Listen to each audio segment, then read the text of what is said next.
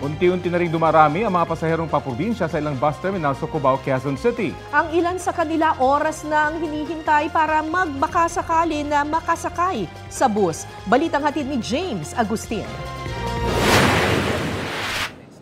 Nag-leave na sa kanyang trabaho si Leia para makabiyahe pa uwi sa Pangasinan ngayong araw.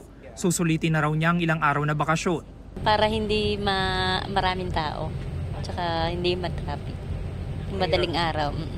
Kung may pauwi sa mga probinsya, mayroon din mga bumiyahe papunta rito sa Metro Manila ngayong Semana Santa. Gaya ng senior citizen na si George, na galing sa La Union.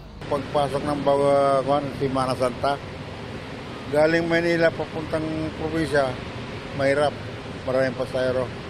Pero biyahe pa Manila, hindi gaanong mahirap. Fully booked na ang biyahe na patungong Ilocos Sur, Abra at La Union sa April 16, Miyerkules Santo. Marami pa naman masasakyan ngayong araw hanggang bukas. Tuloy-tuloy na rin ang dating ng mga pasahero sa bus terminal na ito. Si RV nag-leave na sa trabaho para makauwi sa Dait, Camarines Norte. Kahapon pa siya matyaga naghihintay na masasakyang bus. Sobrang hirap po. Kasi po mula kagahapon, 3:30 po nandito na ako eh.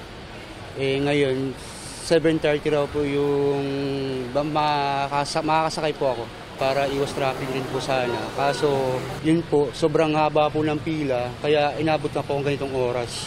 Biyahe naman pa Quezon ng senior citizen na si Ruben, kasama ang asawa, anak at mga apo.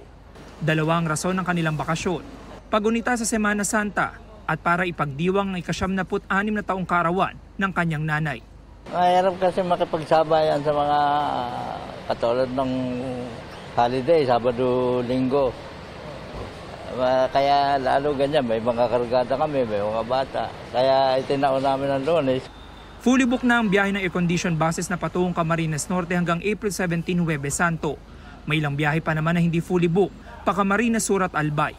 Sa mga chance passenger po na walang reservation para sa aircon bus, marami naman po kami na mga ordinary na pwede nila masakyan.